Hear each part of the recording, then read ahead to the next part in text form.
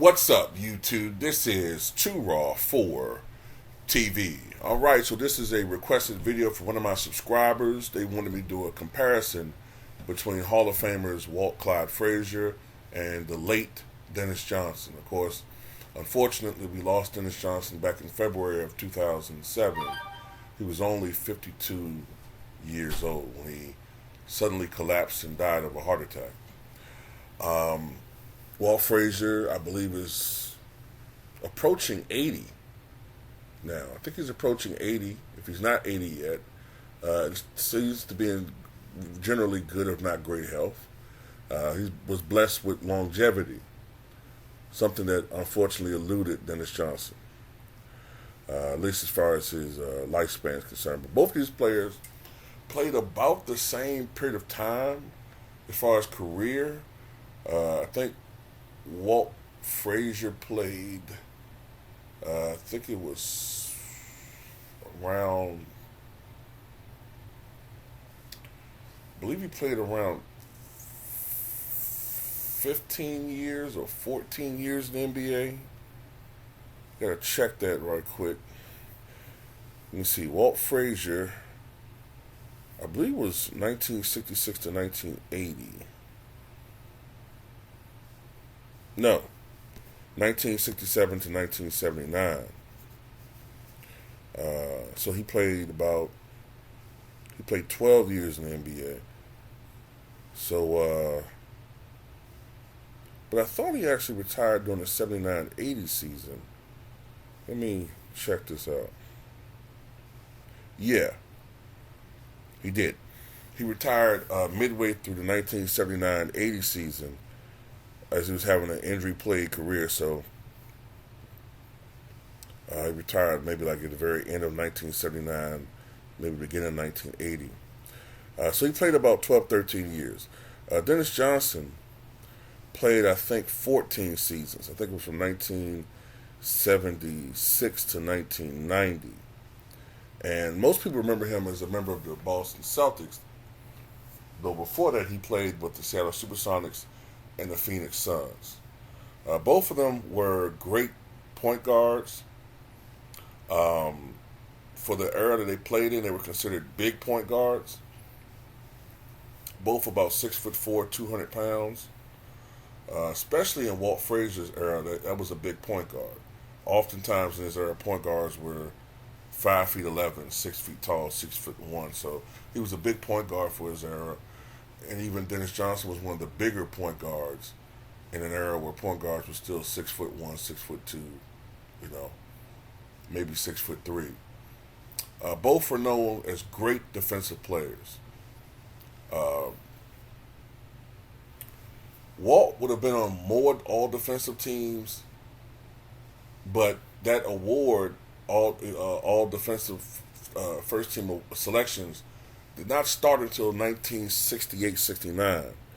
So he may have been on a few more of those teams had that award been around when he first was drafted. I want to look at their resumes before I start. Dennis Johnson was a three-time NBA champion. He was a 1979 Finals MVP the year that the Sonics won the championship. He was a five-time NBA All-Star. He was on All-NBA First Team in 1981. All-NBA Second Team in 1980. 6 times he was on the All-Defensive First Team. 3 times, from 84 to 86, All-Defensive Second Team. And his number 3 retired by the Boston Celtics. For his career, DJ, as he was affectionately called, averaged 14.1 points, 5 assists, and 1.3 steals per contest. Dennis Johnson was once called by Larry Bird the best ever teammate that he ever played with. Dennis Johnson was the epitome of team. He sacrificed his numbers gladly for the betterment of the team. He had a mindset like a Manu Ginobili. Now, Dennis Johnson, when he was younger, what he was great at was slashing. He was a very good scorer as far as slashing to the basket, using his athleticism. As he got a little older, of course, he couldn't do that as frequently. And, playing on a team with Kevin McHale and Robert Parrish, that's not a good fit to do that. So he became more of a facilitator and focused more on defense and less on scoring. But he could knock down jumpers. He just wasn't a great mid-range shooter, but he could knock down the open jumper. He could score. But with the Celtics, that wasn't really his role. His role was on the defensive end. You know what I'm saying? Especially perimeter defense.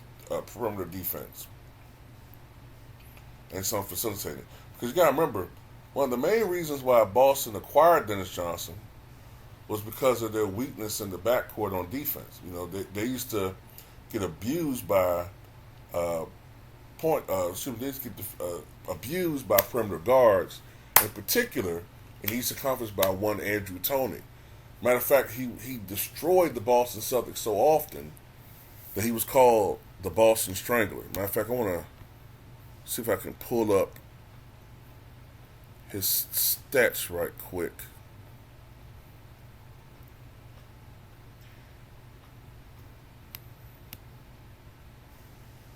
Give me 1 second.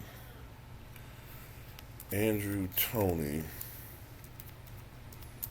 versus Boston Celtics. See if I can pull something up here.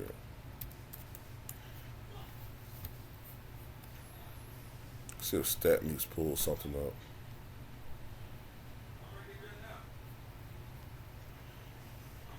Well, I can't find anything off the top of my head, but he used to destroy them, especially in the playoffs.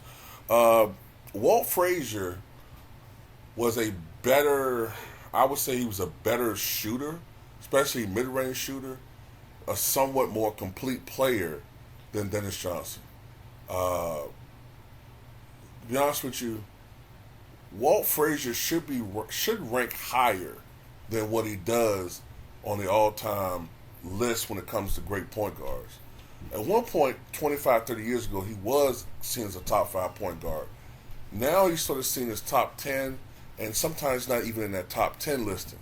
But when you look at it, I think he gets penalized often because he played on some super teams. I've mentioned it before. Those New York Knicks teams were super teams. Hall of Fame in every position. People talk about Bill Russell's Boston Celtics, but the Knicks were a super team too. You had, as I've said before, you had Willis Reed, a Hall of Famer. You had Dave DeBusschere, a Hall of Famer. You had Bill Bradley, who's a college Hall of Famer, and a Hall of Famer as a player, but especially in college. Earl Monroe, Hall of Famer. Later on, they acquired a near in his prime, Jerry Lucas, who was 31 years old. Jerry Lucas was a guy, one of the few players that averaged 20 rebounds in the season. They acquired him.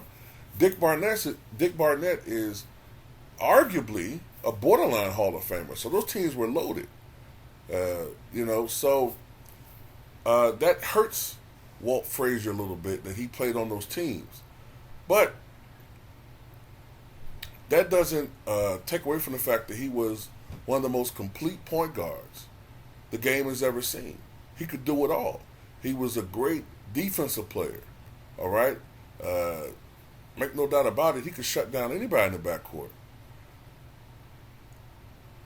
He was also a really good facilitator for his career, at least in his prime. He averaged around 7 or so assists per contest. He was a great rebounding guard. In his prime, which was around 68, 69 to 1975, he averaged around 7 rebounds per game. In his prime, he was a great scorer. Despite playing on a team where he was sacrificing his numbers, he was averaging around 18 to 20 points a game. And that's with him sacrificing his numbers. As I said before, he was a great shooter for that era. There was no three-point line back then. It was, the longest shot was a mid-range shot. He was a great mid-range shooter, one of the best mid-range shooters in the NBA. Had one of those sweet mid-range shots, He was a great free throw shooter, 78 to 80%. So this is a guy that really didn't have any weaknesses in his game. Only thing is that he played on a team that's considered great, super team, and his prime wasn't that great. That long. 1968, 69 to about 1975. That was his prime years. As a matter of fact, let's look at Walt Frazier's resume. Two-time NBA champion, seven-time NBA All-Star, NBA All-Star Game MVP, four-time All NBA All First Team, All NBA Second Team, seven times NBA All Defensive First Team. So he was never on a second team, but I don't think they had a second team back then. NBA All Rookie First Team, NBA Anniversary Team 50th and 75th. Number 10 retired by the Knicks. And for his career, he averaged 19 points, 6 rebounds, and 6 assists per contest. But his peak numbers, he averaged around 20, maybe 20 or 21 points, 7 rebounds, and 7 assists per contest. In my opinion, Dennis Johnson should be a top 75 all-time player, by the way. I don't know why he doesn't get love. I think it's because of the fact that a lot of people today who are looking at basketball, they're biased by offensive numbers, biased by shooting, and as a consequence of that, they look at Dennis Johnson as a role player, when in reality, Dennis Johnson was a great, great player who sacrificed, like Amon Ginobili, his numbers for the betterment of the team, because that wasn't the role that they needed on that team. They had enough scorers. You know what I'm saying? They had Larry Bird scoring. They had Danny Ainge scoring in that lineup. They had Kevin McHale and Robert Parrish. What they needed from DJ was assistance in the defensive end, as far as, especially in the perimeter. That's what he was there for.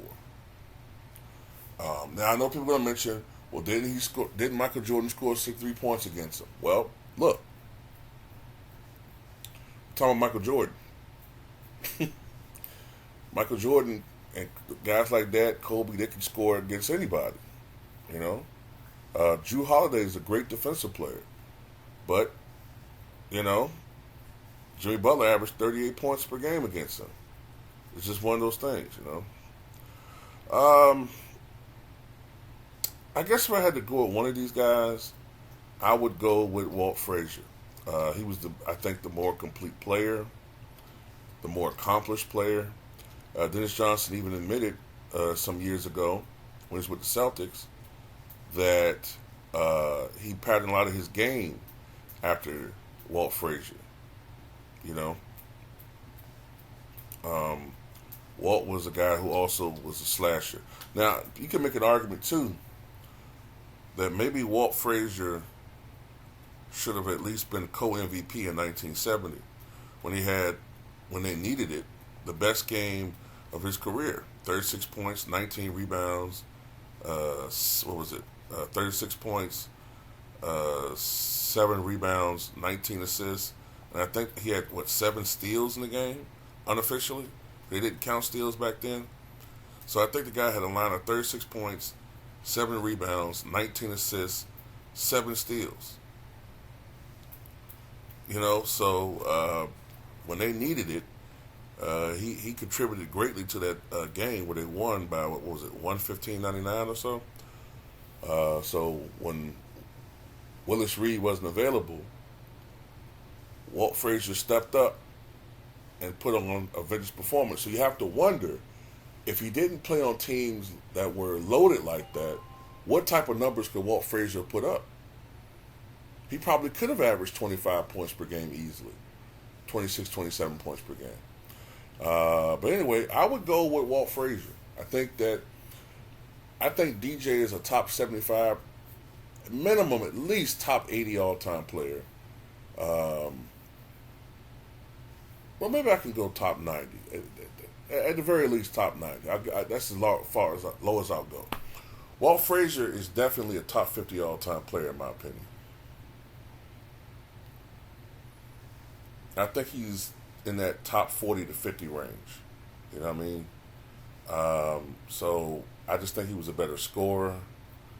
I think he was just more complete. And, you know, it's close. He was more accomplished. DJ has more championships. DJ has that Finals MVP. But other than that, I think I have to go with Walt Frasier on this one. You know, And let's be honest, DJ played on some great teams too. Aside from the Boston Celtics, he played on those great Sonics teams, and he played on a very underrated Phoenix Suns team. One thing I do know, both of these guys made their teams better. They made their teams better, and they made their teammates better, and they were very unselfish, and they were loved by the teammates they had, the organizations, and the city they played in. They're legends. So salute to both of them.